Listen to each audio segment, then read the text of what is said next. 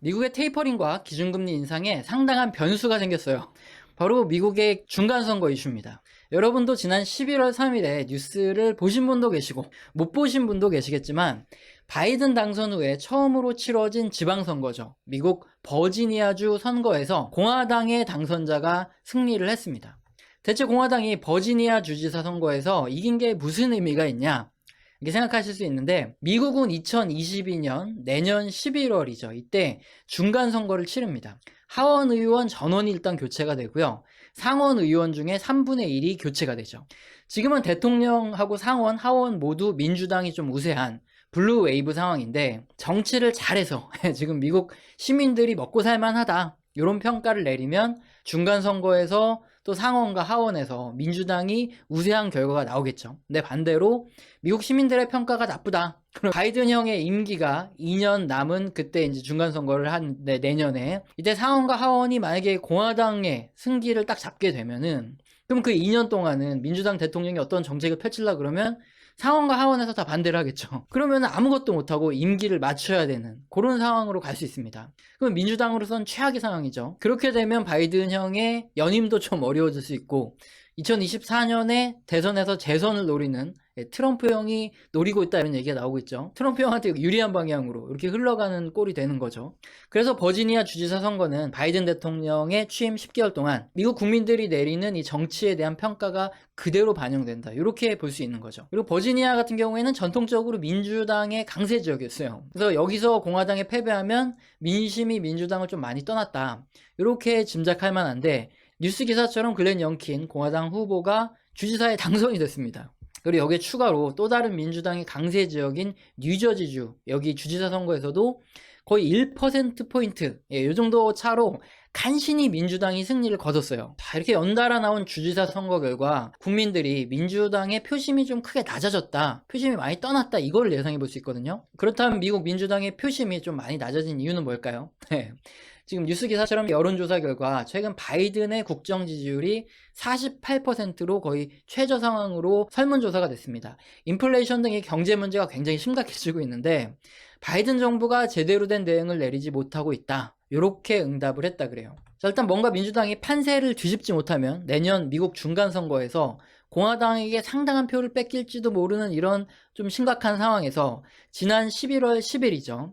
미국 소비자 물가지수 CPI가 발표가 됐는데 31년 만에 최대폭 상승이라는 엄청난 결과가 나왔습니다. 네, 여기서부터 이제 경제 문제로 좀 넘어갈 수 있죠. 근데 초보자님들도 이해하기 쉽게 설명을 드리면, 11월 10일에는 지난 10월 한 달간에 조사된 미국의 소비자 물가지수, 요 CPI가 집계돼서 발표가 되는 거죠.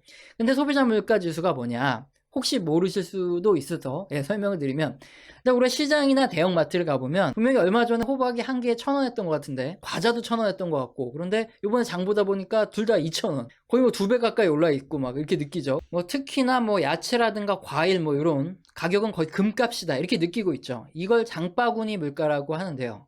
근데 장바구니 물가는 뭐 항상 올랐다 느끼는 게 거의 국룰입니다. 근데 작년까지 뉴스 기사 보시면 분명히 우리가 느끼기에는 장바구니 물가는 올랐어요. 그런데 뭐 디플레이션 어쩌고 저쩌고 계속 나왔거든요. 그러니까 디플레이션은 물가가 떨어지고 있다는 얘기인데, 우리가 실제 느끼는 이런 물가와 뭔가 이제 국가 전체적인 물가와는 좀 다르다, 이걸 알 수 있는 거죠. 또 이런 제대로 된 조사가 나와야 금리를 올리든 내리든 통화정책에 활용할 수 있으니까, 통계국에서 식품, 에너지, 임대료, 건축 자재, 가구, 컴퓨터, 의류, 신발, 액세서리 등등 이렇게 다양한 부분의 현재 물가를 전부 조사하고요.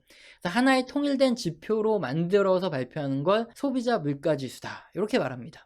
그래서 소비자 물가지수만 보면 지금 전체 국가의 물가가 오른다 떨어진다, 이거를 바로 캐치할 수 있는 거죠. 미국도 그렇고 뭐 전 세계적으로 지금 개인들의 장바구니 물가가 오르는데 지금 소비자 물가도 최대폭 상승했다, 이런 소식이 계속 들려오고 있죠. 이렇게 물가가 계속 올라가면 서민들이 정치권에 대한 불만이 계속 커질 수밖에 없어요. 특히 미국 같은 경우에는 코로나 때문에 한동안 직장을 못 나가고 있던 사람들이 굉장히 많았죠. 근데 물가가 이렇게 빨리 오르면 서민들은 뭐 죽으라는 거죠. 그러니까 정치권에 물가 안 잡고 도대체 뭐 하냐, 이런 불만이 터져 나올 수밖에 없다, 이거죠. 근데 여러분 아시겠지만 정치는 항상 경제 문제입니다.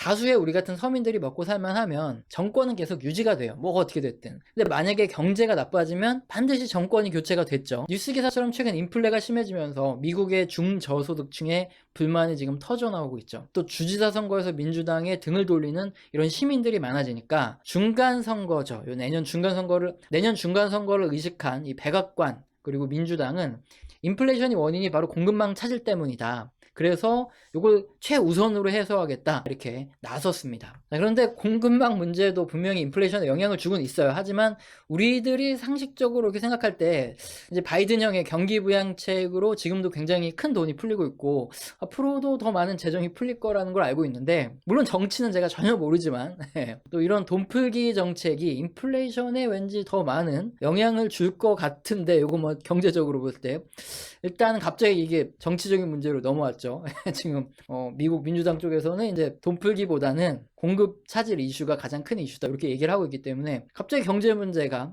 정치적 문제로 됐기 때문에 일단 저는 잘 모른다. 어떤 게 더 중요한지 모르겠다. 이런 입장이지만 어쨌든 인플레이션에는 재정 정책이 영향을 더 많이 줄 것 같은데 뭐 여튼 일단 뉴스 기사에서는 일단 경기 부양책으로 인플레이션이 더 심해질 수 있다. 이런 기사가 있다는 거 정도. 이렇게 하고 넘어가겠습니다. 그런데 문제는 만약에 지금 바이든 형이 인플레이션이 심하다고 부양책을 철회할까요? 그럴 가능성은 엄청나게 낮죠. 그동안 미국 민주당은 계속 경제를 살려야 되니까 돈을 더 풀어야 된다. 그리고 미국 공화당은 그만 풀어야 돼. 이것 때문에 큰일 나겠다. 그래서 피 터지게 싸웠어요. 근데 갑자기 민주당에서 인플레이션이 지금 심하니까 지금 바이든 형이 부양책 철회하겠다 이러면은 처음부터 애초에 정책 자체가 잘못되었다. 이걸 스스로 인정하는 거잖아요. 그러니까 그런 결정을 내릴 가능성은 굉장히 낮습니다.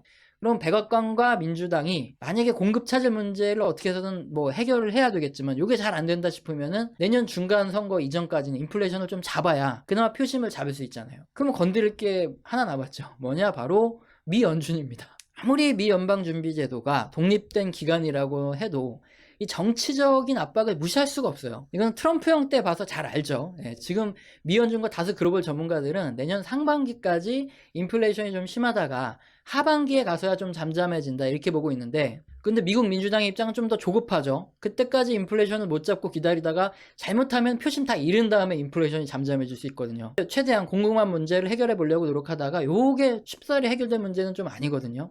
그러니까 내년 11월이 되기 전에 분명히 백악관에서 미연준의 기준금리의 빠른 인상을 좀 압박하지 않을까, 이럴 가능성이 굉장히 높아지겠죠. 그래서 그동안 이제까지 봐왔던 이 인플레이션이라든가 뭐 경제 문제 외에도, 실업 문제 외에도 미 연준이 기준금리 인상을 결정할 때 미국 정치라는 또 다른 변수, 그러니까 중간선거 변수가 나타나가지고 요걸 좀 더 앞당길 가능성이 있다 좀 보시면 될 것 같습니다. 자, 그러면은 미국의 소비자 물가 지수가 이번에 어떻게 나왔고 무엇 때문에 이렇게 높게 나왔는지, 앞으로 어떻게 될지 한번 이런 걸 조금 확인해 봐야 될 것 같은데, 단순히 작년 대비 몇 % 올랐다 요것만 보면 좀 감을 잡기 어려워요. 그래서 이 그림을 보면 조금 더 빠르게 이해가 되시는데, 그림의 푸른색 선이 미국의 소비자 물가 지수입니다.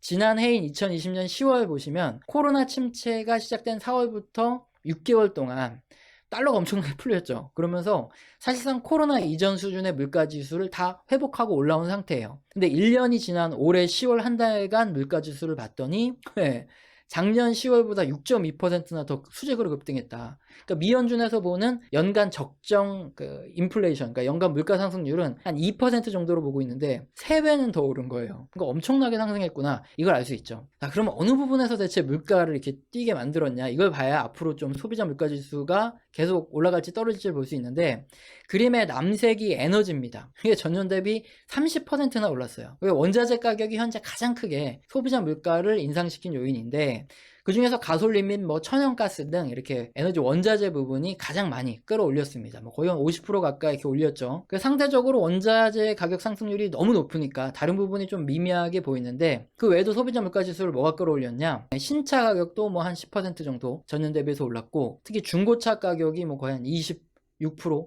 이 정도 굉장히 많이 끌어올렸습니다. 그래서 결국은 원자재 가격이 가장 중요한데, 일단은 원유나 천연가스가 가장 많이 올랐다고 이제 여러분들 마지막 역전 계좌 기회 2달도 남지 않았습니다. 지금 하니까 요거를 지금 보면 먼저 원유도 그렇고 천연가스도 그렇고 지금 차트 나오죠. 고점 찍고서는 이제 약간 조정을 받고 있는데, 이게 뭐 일시적으로 눌리는 건지 아니면 추세적으로 하락하는지 제가 예측할 수 있는 영역이 아니에요. 계속 늘상 말씀드리지만 원자재 예측은 제가 맞추는 사람을 본 적도 없고 저 또한 제대로 맞춘 적이 없습니다. 네, 이건 애초에 제가 예측할 수 있는 영역이 아니니까 뭐라고 말씀을 못 드리는데, 그럼 미국의 민주당 입장에서도 일단 유가나 천연가스 가격이 떨어져야 그래야지 소비자 물가가 좀씩 낮아지고